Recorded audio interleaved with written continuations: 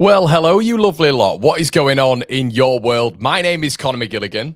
This is One Leeds, and this is the Rumour Mill. We're back here with another segment on the channel, updating you with your daily Leeds United news. Make sure you're slapping a like on the video. Make sure you subscribed. As always, everybody, we're pushing to 200, I think it is now. And make sure you check in everything at One Leeds, everybody. We've had 2 live shows for you this week. Let us know as well in the comment section below if you enjoyed the show last night.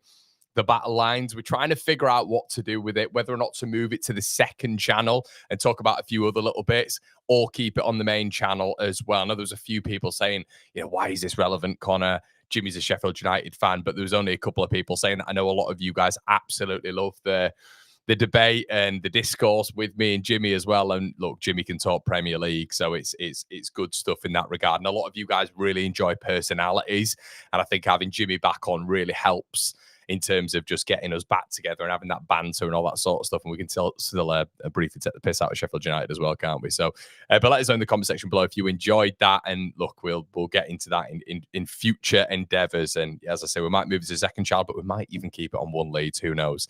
Okay, so we've got a few bits to talk about today, everybody. We've got Harry Gray and maybe a little bit of a contract breakthrough, which should be really good to really get into. We've got Lucas Radebe's comments on Bijol. On top of that, we've also got what Carl Darlow has revealed about Dan James's injury, which I think is quite interesting to talk about as well.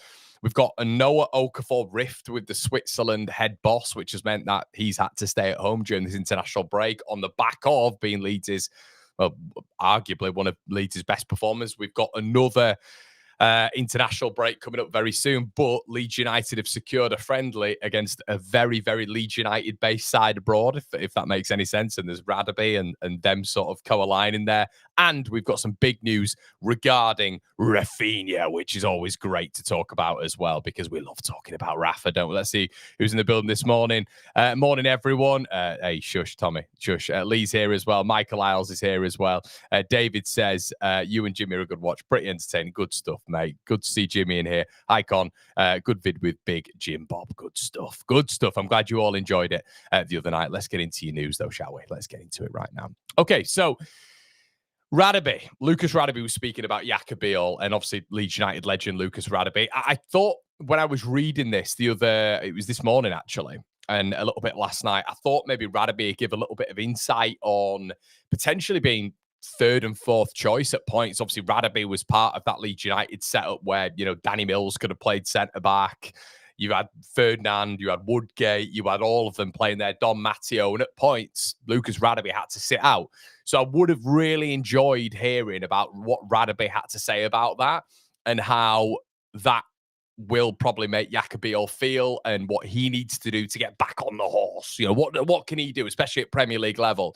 He's speaking to LUFC TV and was saying, it's absolutely having Bijol here with all the money that we spent for him. It's great depth. For me, that is the depth you want in a team. It's a good headache for the manager to have the quality because obviously it's a long season. There will be suspensions, which is interesting. There will be injuries. And when you've got a team that can compete, it works better for us. So maybe that's what he is speaking on. Maybe he is speaking on previous experience. Maybe he is speaking on the fact that, when Woodgate used to get, time out, which we all remember, what that was. But, when he used to have injuries as well. And then, of course, you'd have Ferdinand, who was pretty consistent for Leeds, but you'd have other players as well, Matteo, whatever. You'd bide your time. And it's not like Radebe was playing third, fourth, fifth fiddle at Leeds United. But, when he was getting a little bit older and Leeds were getting younger, world-class centre-backs in, he wouldn't always be first choice. And I think it's interesting that when Radebe's spoken about that, he's mentioned that it is a long season. There will be injuries.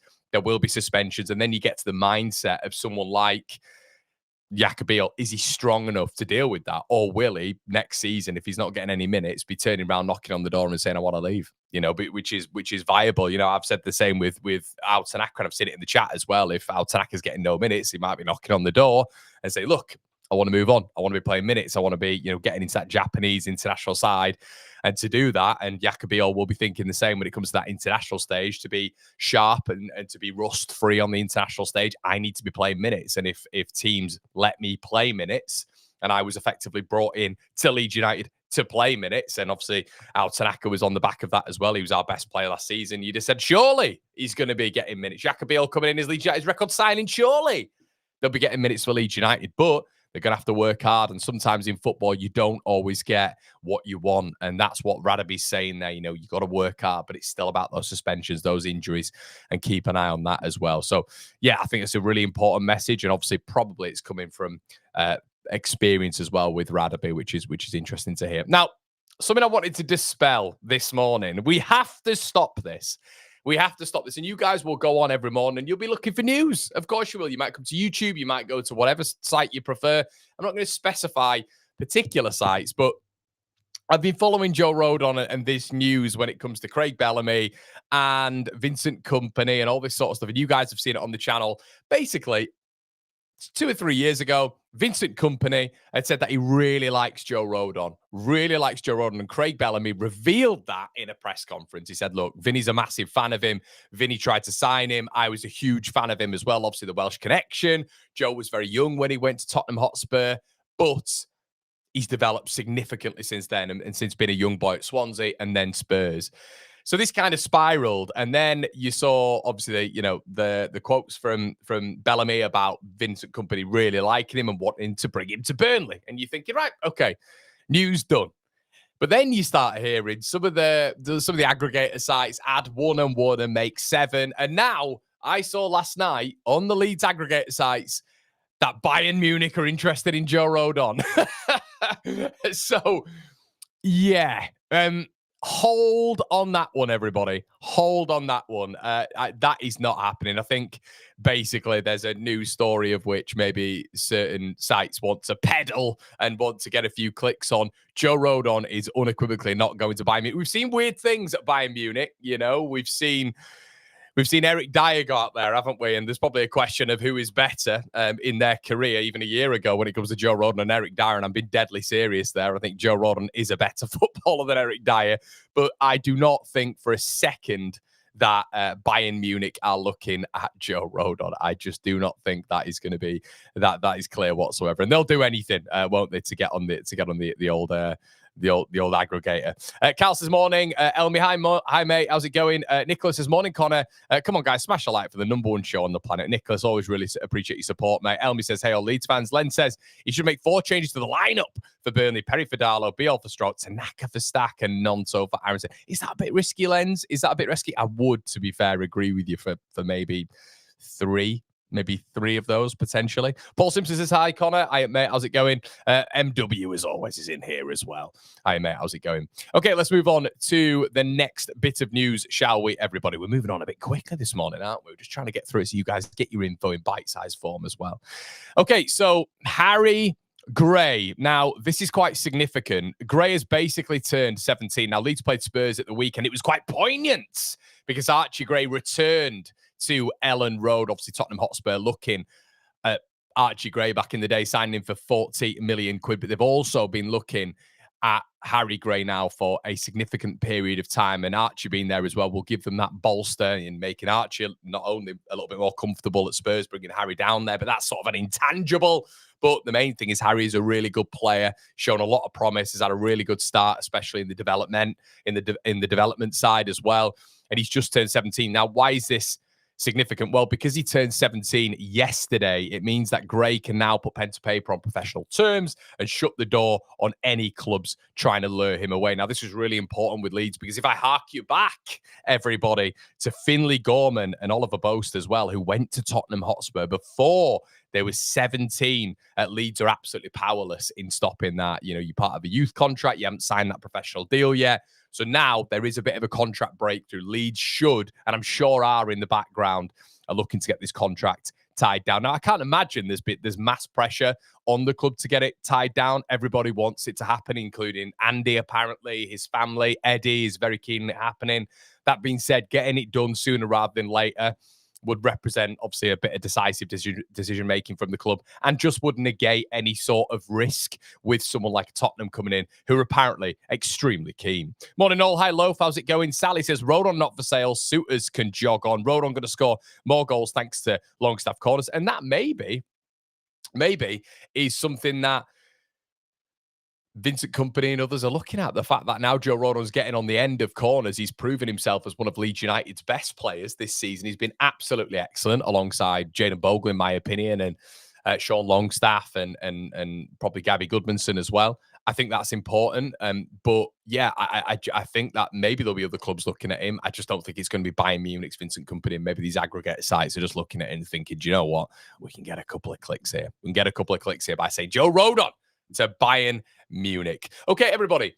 The next rumor, and it's more of the consolidation here on the mill, is South African side Kaiser Chiefs. This is pretty cool. To face Leeds United on a UK tour. Leeds have suffered, obviously, a lot of injuries this season as well. Something that we have to bear in mind, because if we are playing the Kaiser Chiefs, we have to treat them with the ultimate respect as well. And it is on the 9th of October. Of which, sorry, it's been produced by Cape Argus, print edition on the 9th of October, that this will actually take place on the 2nd of December, which is peak Leeds United season when it comes to, obviously, the fixtures that we're going to be facing. The 2nd of December onwards, I think I even earmarked as it being a tricky period for Leeds United, a really tricky period for Leeds United in terms of us getting into this stage of which it is tricky fixture after tricky fixture after tricky fixture. So, South African side are basically facing Leeds United on a UK tour. They are also facing Man United on the 28th of November as well. And they'll play Chelsea and QPR's under 21s. Leeds have never played against a South African opposition. And just to give you guys a little bit of an idea how this is going to impact Leeds United, it's exciting because it's the Kaiser Chiefs, etc., etc. Rube. But what's not exciting is the fixture congestion. And obviously, Leeds are playing on the 29th of November. They're playing Man City on the 3rd of December. They're playing Chelsea. And on the 6th of December, they're playing Liverpool. Yes, everybody. That is that. There you go. And that's the Premier League. And this is where the hard period starts. Now, to chuck Kaiser Chiefs in between Man City and Chelsea, I think is ridiculous, to be quite honest with you. And Leeds are going to get a boost here when it comes to money. You know, it'll be able to go into the coffers. And obviously, you know, we've been talking about PSR struggles. This will aid that massively because it's money coming into the club. So that's good. But he's probably not good for Leeds United this season. So what has to happen here is you just put all the kids in. With the greatest of respect, there's no respect to Kaiser Chiefs here in terms of them thinking that we're going to be playing some of our bigger players. So, you know, if they're potentially broadcasting this or it's broadcasted generally internationally, they can say, look, our best players are going up against Leeds' best players. That can't happen. They've got a gap in their schedule. If Leeds United genuinely put first teamers in that, you might as well sign a death warrant right now for us going down. I understand that these players that are going to be playing, these teams that we're going to be playing in this period of time are the toughest teams. But, you know, if you can get a point against them and you can all be fresh, amazing. And that is what we're looking at in those 3 games. It's if we get a point, it'll be an absolute miracle. So Kaiser Chiefs is a good thing in terms of, you know, I guess, you know, commercialism, obviously having that, you know, PSR impact. Obviously, was signing Lucas as well from the Kaiser Chiefs, and obviously the kind of relationship that we kind of have with that name, not even just the club, but that name is nice. But yeah, it cannot involve lots of Leeds players. It really can't. Okay, let's have a quick look as well. What you guys are saying, him signing a contract doesn't mean anything these days. If it wasn't long after Archie signed a deal that he left, wasn't it? Could be wrong on that, but contracts don't mean much. No, but Jordan, it means that at least you'd be able to get a good fee as well. A professional contract means that the fee is established a little bit more. If you are not signing a professional contract, it can be absolute pittance money-wise. And obviously with the contract being in place, that means Leeds United have a little bit more control on what goes on. Don't like this game, just a cash grab. I agree, mate. Morning, Connor. How's it going? Shane also says Archie was sold for the money, not the club. That was because he wanted to leave. Look at Alan Smith, who was sold because the club needed the money. If DCL, Okafor, etc. can play with injury record, that is absolutely ridiculous. I think Leeds have just got to be cute there. I understand why they're doing it. It's going to help Leeds with PSR massively, hopefully anyway, depending on the fee that will be able to generate from that. And he might be able to go into hopefully some sort of January profitable stance for Leeds United, but there cannot be first team players in that side. It would be absolutely abhorrently bad decision making from the club. Okay, let's get into the main man, the man of not just the hour, the week, the month, the year, but by God, I miss this man. But we've all been so happy by what he's gone on and done at Barca. But the good thing we've heard this morning when it comes to reports is Leeds are still owed massive money from Barcelona for Raphinha. So obviously it's been more than 3 years since he left Ellen Road, and we know now transfers are not paid in up front. Although Although, if you'd have gone to Chelsea, we'd have got 60 million quid up front. That's when Todd Bowley was spending an absolute shed ton of money. And they offered Leeds United 60 million quid up front. And for whatever reason, Leeds just sold to Barca for a cheaper fee. I know Rafa wanted to go out there, but it would have been nice if he'd just agreed to go to Chelsea, so Leeds could have got that money up front and essentially 15 million quid on top of what Barca were offering at that time. Bearing in mind, Barca were under a lot of financial scrutiny at that point.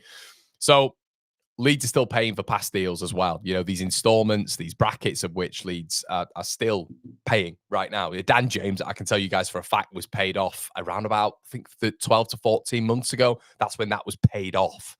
So installments are a big thing in football. So a report from Spanish outlet Culamania, which obviously is a very reliable source on Thursday morning, shares how Barcelona still owe more than half of 67 million euros, 58 million quid, with Leeds United. Okay. So Culamania, so actually it was more money than what we actually expected there. I thought we'd agreed around 45 million, but they reckon it was 58 million quid. So they reckon that 37 million quid, which is 42.4 million euros, is still owed to Leeds. Still owed to Leeds, with smaller payments still been owed to Lisbon, Rennes, and Vitoria, Raphinha's previous clubs before Leeds United. There is a deadline as well, according to this report, that they have to stump up nearly 37 million quid before the end of the current season. By that point, it'll be 4 years since Raphinha left Leeds, which kind of correlates with Dan James leaving Man United and Leeds still paying installments as of like 12 to 14 years ago. So the chances of obviously that large portion of 8 million quid that we agreed with Barca when it came to the Champions League fees as well could come to the fore. But if Leeds are to see Barca get a Champions League trophy, they're going to get a boost there as well, which is good stuff. And yeah, reports are suggesting that Leeds are going to get even more money on top of that 37 million quid if Barca are to win the Champions League, which they could be close to this season. So Leeds supposed to really have a financial windfall here, which is really good, which is really good stuff. Cometh the hour, cometh the man. I'd rather get less and let him go to Barca, to be honest with you. Peru looked well off DCL. Chris says, I'm glad Raf went to Barca. I couldn't stomach him in a Chelsea shirt. Tommy Hanser says, bring Raf back. Morning, Connor. John B.O. was very nice with his comments as well. Some wonderful opinions in the side chat. Yes, cheers, John. Thanks, Shane. Thanks all the regulars as well who are in here as well. If you are here as well, everybody, do us a favor. Slap a like on the video. It really helps. And please check out the shows from last night as well. Good stuff. Okay, so that's good. That's good news, isn't it, regarding Raphinha? Really important there. So Dan James. Now, we were all a little bit worried, weren't we?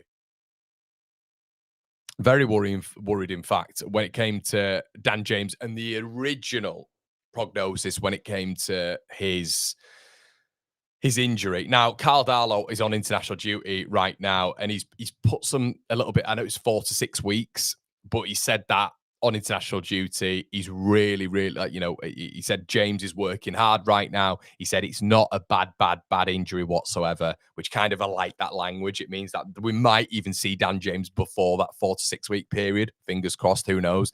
He said he's working on coming back as quickly as possible. Again, if he's absolutely knackered, working on coming back as quickly as possible, especially if Darlow's meaning physically, might not be something which he can do. So that says to me that potentially if he is working physically, obviously he's mentally 4 to 6 weeks should be fine. But if he's saying he's working on coming back as quickly as possible, that directs the physicality side of things. That is good news. It means he's moving. It means he's able to, physically just comprise with the demands of what the Welsh national team and probably Leeds United are putting on him in terms of the medical facilities.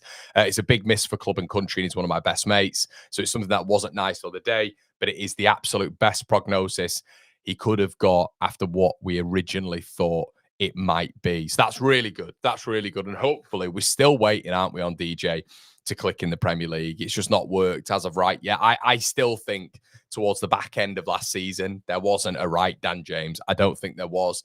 It was erratic. He looked a yard off it, I thought, towards the back end of last season. So it's good that he's getting back into the fold. And hopefully when this is sorted, we get the old Dan James of which, we've sort of desperately missed, really, especially in this Premier League season with that counter-attacking style that Leeds are going to be sort of leaning on. Okay, let's move on to the next rumour on the mill, everybody, as well. It is Noah Okafor. Now, this has got more layers than an onion.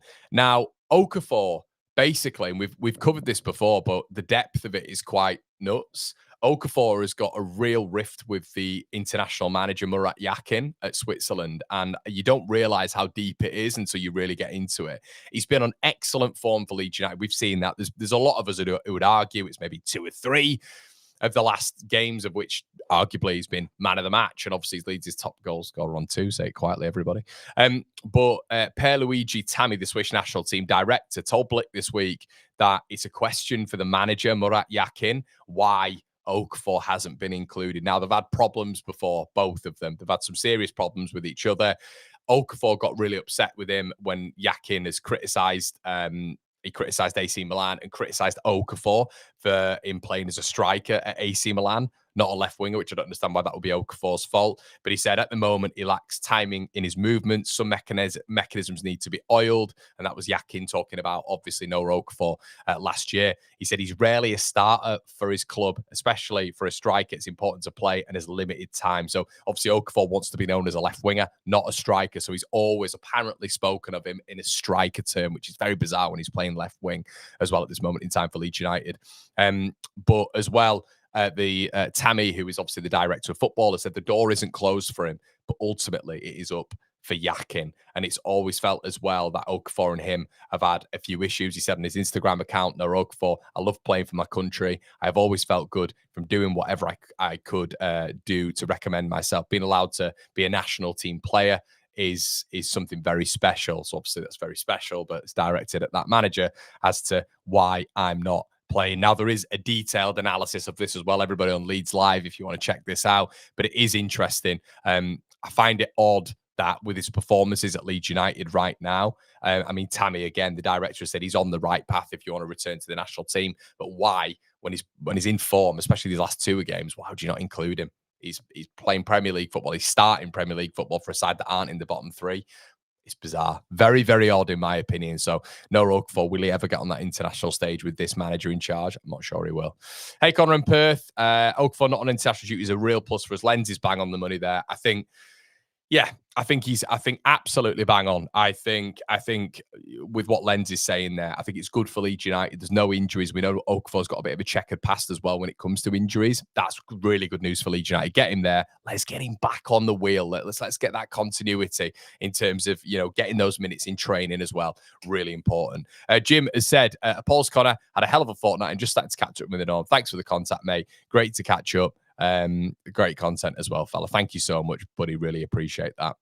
Okay, well, listen, guys, we'll leave it there. It's going to be a short installment. I want to do the live streams, but I don't want to waffle on for an hour and bore you all. That is your Leeds United news today. If there is anything else, I'll come back on and we'll do some bits and bats. If you want some more content, the second channel, we've got something going on with Callum Fowler, which I might have to punch him into submission after some crazy things he's been saying on the promoted side. So head on over there, everybody, if you want some bonus content. I'm Conor McGilligan. This is One Leeds. This is the Room. If you want some bonus content as well, we're probably going to be filming with Oscar tonight on the Patreon account. I know Jim and Co are over there as well. So make sure you're checking that out, everybody. It's been an absolute pleasure. Thanks again.